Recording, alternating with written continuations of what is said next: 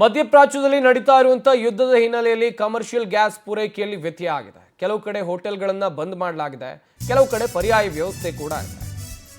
ಯುದ್ಧದಿಂದ ಆಗಿರುವಂತಹ ಸಮಸ್ಯೆ, commercial cylinder supply ಆಗ್ತಾ ಇಲ್ಲ, ಹಾಗಾಗಿ ಹೋಟೆಲ್ಗಳು ಬಂದ್ ಆಗಿವೆ. ಒಂದಷ್ಟು ಹೋಟೆಲ್ಗಳು ಓಪನ್ ಇದ್ರೂ ಕೂಡ ಮೆನುವಿನಂತೆ ಐಟಮ್ಗಳು ಸಿಗ್ತಾ ಇಲ್ಲ. ಹೋಟೆಲ್ ಮುಚ್ಚಲ್ಲ ಅಂತೇಳಿ ಹೋಟೆಲ್ ಮಾಲೀಕರ ಸಂಘದ ಅಧ್ಯಕ್ಷರು ಹೇಳಿಕೆಯನ್ನು ಕೊಟ್ಟಿದ್ದಾರೆ. ಆದರೆ ಗ್ಯಾಸ್ ಪೂರೈಕೆ ಇಲ್ಲದ ಹಿನ್ನೆಲೆಯಲ್ಲಿ ಕೆಲ ಹೋಟೆಲ್ ಬಂದ್ ಆಗಿದೆ. ಬೆಂಗಳೂರಿನ ಗಾಂಧಿನಗರದಲ್ಲಿರುವಂತಹ ಐಡಿಸಿ ಹೋಟೆಲ್ ಕ್ಲೋಸ್ ಮಾಡಲಾಗಿದೆ. ನಿತ್ಯವೂ ಹೋಟೆಲ್ನಲ್ಲಿ ಸಾಕಷ್ಟು ಜನ ಬರ್ತಾ ಇದ್ರು, ಸಾಕಷ್ಟು ಗ್ರಾಹಕರು ಬರ್ತಾ ಇದ್ರು. ಬೆಳಗಿನ ತಿಂಡಿಗೆ ಹೆಸರುವಾಸಿಯಾಗಿತ್ತು ಈ ಹೋಟೆಲ್. ಸದ್ಯ ಸಮಸ್ಯೆಗಳು ಕಂಟಿನ್ಯೂ ಆಗ್ತಾ ಇದೆ. ಕಮರ್ಷಿಯಲ್ LPG ಸಪ್ಲೈ ಇಲ್ಲದ ಕಾರಣಕ್ಕಾಗಿ ಹೋಟೆಲ್ಗಳನ್ನು ಬಂದ್ ಮಾಡಲಾಗಿದೆ. ನೋಡ್ತಾ ಇರ್ಬೋದು, ಹೋಟೆಲ್ನ ಮುಂಭಾಗದಲ್ಲಿ ಯಾವ ರೀತಿಯಾಗಿ ಬೋರ್ಡನ್ನು ಹಾಕಲಾಗಿದೆ ಎನ್ನುವಂಥ ದೃಶ್ಯಾವಳಿಗಳನ್ನು ಕೂಡ ನೀವಿಲ್ಲಿ ನೋಡ್ತಾ ಇದ್ದೀರಾ. ಬೆಂಗಳೂರಿನ ಗಾಂಧಿನಗರದಲ್ಲಿರುವಂಥ IDC ಹೋಟೆಲ್ ಕ್ಲೋಸ್ ಮಾಡಲಾಗಿದೆ. ಬೋರ್ಡಲ್ಲಿ ಬರೆದಿದ್ದಾರೆ, ಅನಿಲ ಪೂರೈಕೆ ಸಮಸ್ಯೆಯಿಂದಾಗಿ ಮುಂದಿನ ಸೂಚನೆ ಬರೋವರೆಗೂ ಕೂಡ ಹೋಟೆಲ್ ಬಂದ್ ಇರುತ್ತೆ ಎನ್ನುವಂಥ ಬೋರ್ಡ್ ಬಿದ್ದಿದೆ ಹೋಟೆಲ್ ಮುಂಭಾಗದಲ್ಲಿ. IDC ಹೋಟೆಲ್ನ ದೃಶ್ಯಾವಳಿಗಳು. ಈಗಾಗಲೇ ಬೆಂಗಳೂರಿನ ಸಾಕಷ್ಟು ಹೋಟೆಲ್ಗಳು ಕ್ಲೋಸ್ ಆಗಿವೆ. ಕಾರಣ ಅಂತ ಹೇಳಿದ್ರೆ ಗ್ಯಾಸ್ ಸಿಗ್ತಾ ಇಲ್ಲ.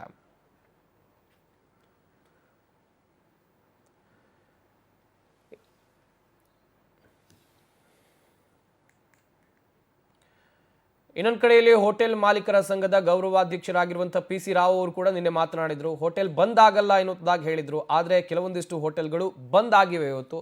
ಹಾಗಾದ್ರೆ ಅವ್ರು ಏನು ಹೇಳಿದ್ರು ಬನ್ನಿ ನೋಡೋಣ.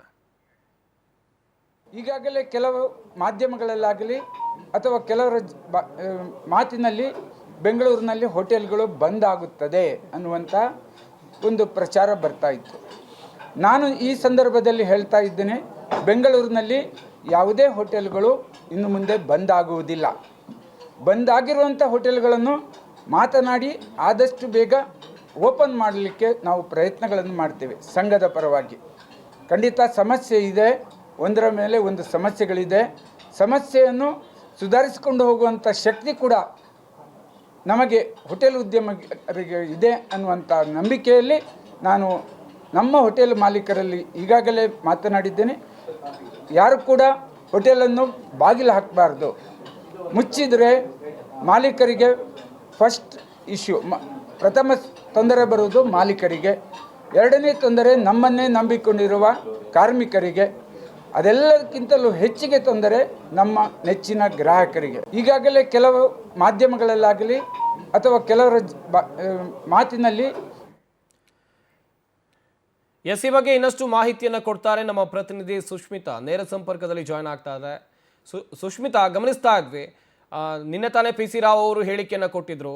ಗ್ಯಾಸ್ ಪೂರೈಕೆಯಲ್ಲಿ ವ್ಯತ್ಯಯ ಆಗಿರೋದು ನಿಜ, ಆದರೆ ಕೆಲವೊಂದಿಷ್ಟು ಹೋಟೆಲ್ಗಳು ಬಂದ್ ಆಗಿವೆ, ಹೋಟೆಲ್ಗಳನ್ನು ಬಂದ್ ಮಾಡುವಂಥ ನಿರ್ಧಾರಕ್ಕೆ ನಾವು ಬರೋದಿಲ್ಲ ಅಂತೇಳಿ. ಆದರೆ ಇವತ್ತು ಕೂಡ ಕೆಲವೊಂದಿಷ್ಟು ಹೋಟೆಲ್ಗಳು ಬಂದ್ ಆಗಿವೆ ಎನ್ನುವಂಥ ಮಾಹಿತಿ. ಡೀಟೇಲ್ಸ್ ಕೊಡ್ತಾ ಹೋಗೋದಾದ್ರೆ ಎಸ್ ಸಂಪತ್, ಸಾವಿರಾರು ಕಿಲೋಮೀಟರ್ ದೂರದಲ್ಲಿ ಆಗ್ತಾ ಇರುವಂತಹ ಯುದ್ಧದಿಂದಾಗಿ ಭಾರತದಲ್ಲಿ, ಅದರಲ್ಲೂ ಕೂಡ ಬೆಂಗಳೂರಿನ ಹೋಟೆಲ್ ಮಾಲೀಕರು ಹಾಗೆ ಗ್ರಾಹಕರಿಗೆ ಸಿಕ್ಕಾಪಟ್ಟೆ ತೊಂದರೆ ಆಗ್ತಾ ಇರುವಂಥದ್ದು. ಸಾಕಷ್ಟು ಹೋಟೆಲ್ಗಳು ಗ್ಯಾಸ್ ಇಲ್ಲದೆ ಕ್ಲೋಸ್ ಆಗ್ತಾ ಇದೆ. ಸದ್ಯ ನಾನು ಇವಾಗ ಗಾಂಧಿನಗರದಲ್ಲಿರುವಂತಹ IDC ಹೋಟೆಲ್ ಮುಂದೆ ಇದ್ದೀನಿ. ಗಾಂಧಿನಗರ ಅಂತ ಹೇಳಿದ್ರೆ ಸದವೂ ಕೂಡ ಈ ಒಂದು ಜಾಗ ಏನಿತ್ತು ಜನರಿಂದ ಗಿಜಿಗುಡ್ತಾ ಇದ್ರು. ಯಾಕಂತ ಹೇಳಿದ್ರೆ ಮೆಜೆಸ್ಟಿಕ್ನಿಂದ ಬಂದಂತಹ, ಬೇರೆ ಊರಿನಿಂದ ಬಂದಂತಹ ಸಾಕಷ್ಟು ಜನರಾಗಿರ್ಬಹುದು, ಅದ್ರ ಜೊತೆಗೆ ಇಲ್ಲಿ ವಾಕಿಂಗ್ ಬರೋರೆಲ್ಲರೂ ಆಗಿರಬಹುದು. IDCಯಲ್ಲಿ ಒಂದು ಕಾಫಿ ಕುಡಿದು, ಒಂದು ದೋಸೆ ತಿಂದು ಅಥವಾ ಒಂದು ಇಡ್ಲಿ ತಿಂದು ಹೋಗೋಣ ಅಂತ ಹೇಳಿ ಸಾಕಷ್ಟು ಜನರು ಬರ್ತಾ ಇದ್ರು. ಪ್ರತಿನಿತ್ಯವೂ ಕೂಡ ಇಷ್ಟೊತ್ತಿಗೆ ಇಲ್ಲಿ ನೂರಾರು ಜನರಿಂದ ಈ ಒಂದು ಜಾಗ ಕೂಡಿರ್ತಾ ಇತ್ತು. ಆದ್ರೆ ಗ್ಯಾಸ್ ಇಲ್ಲ ಅಂತ ಹೇಳಿ ಇವಾಗ ಈ ಒಂದು ಹೋಟೆಲ್ ಅನ್ನ ಕ್ಲೋಸ್ ಮಾಡಲಾಗಿದೆ. ಹಾಗೆ ಹೋಟೆಲ್ ಮುಂದೆ ಒಂದು ನೋಟಿಸ್ ಅನ್ನು ಕೂಡ ಹಾಕಲಾಗಿರುವಂತದ್ದು. ಅನಿಲ ಪೂರೈಕೆ ಸಮಸ್ಯೆಯಿಂದಾಗಿ ಮುಂದಿನ ಸೂಚನೆ ಬರೋವರೆಗೂ ಕೂಡ ಈ ಒಂದು ಔಟ್ಲೆಟ್ ಅನ್ನ ಮುಚ್ಚಲಾಗುತ್ತೆ ಅಂತ ಹೇಳಿ.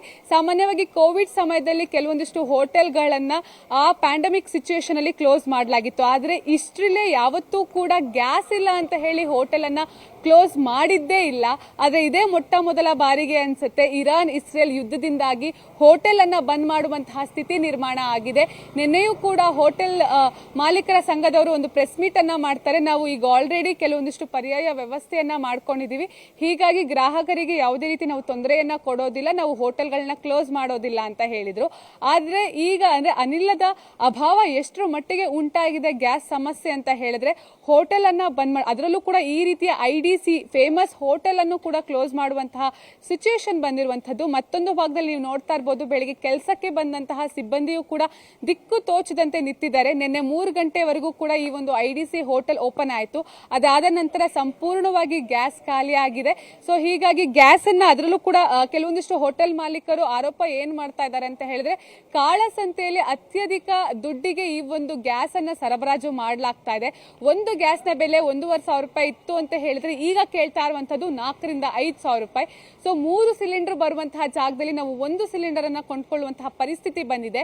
ಇದನ್ನ ಗ್ಯಾಸ್ ಅನ್ನ ಕೊಂಡುಕೊಂಡು ಅದರ ಜೊತೆಗೆ ನಾವು ಗ್ರಾಹಕರಿಗೆ ರುಚಿ ರುಚಿಯಾದಂತಹ ಆಹಾರವನ್ನ ಕೊಟ್ಟು, ಮತ್ತೊಂದು ಕಡೆ ಸಿಬ್ಬಂದಿಗೆ ಸಂಬಳವನ್ನ ಕೊಟ್ಟು ಹೋಟೆಲ್ ಅನ್ನ ನಡೆಸೋದು ಅಸಾಧ್ಯ. ಒಂದು ಕಡೆ ಐಟಮ್ಸ್ ರೇಟ್ ಅನ್ನ ಜಾಸ್ತಿ ಮಾಡಿದ್ರೆ ಗ್ರಾಹಕರು ಆಕ್ರೋಶ ಒಳಗಾಗ್ತಾರೆ.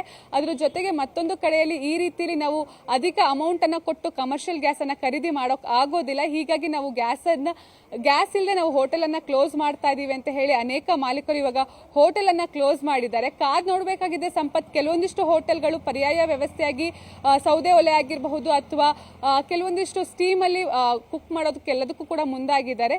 ಕಾದ್ ನೋಡಬೇಕಾಗಿದೆ. ಇನ್ನು 2 ದಿನದಲ್ಲಿ ಗ್ಯಾಸ್ ಪೂರೈಕೆ ಆಗಿಲ್ಲ ಅಂತ ಹೇಳಿದ್ರೆ ಬಹುತೇಕ ಹೋಟೆಲ್ಗಳನ್ನ ಕ್ಲೋಸ್ ಮಾಡುವಂತಹ ಸ್ಥಿತಿ ಎದುರಾಗುತ್ತೆ. ಸಂಪತ್, ಥ್ಯಾಂಕ್ ಯು ಸುಷ್ಮಿತಾ ತಮ್ಮ ಡೀಟೇಲ್ಸ್ಗಾಗಿ.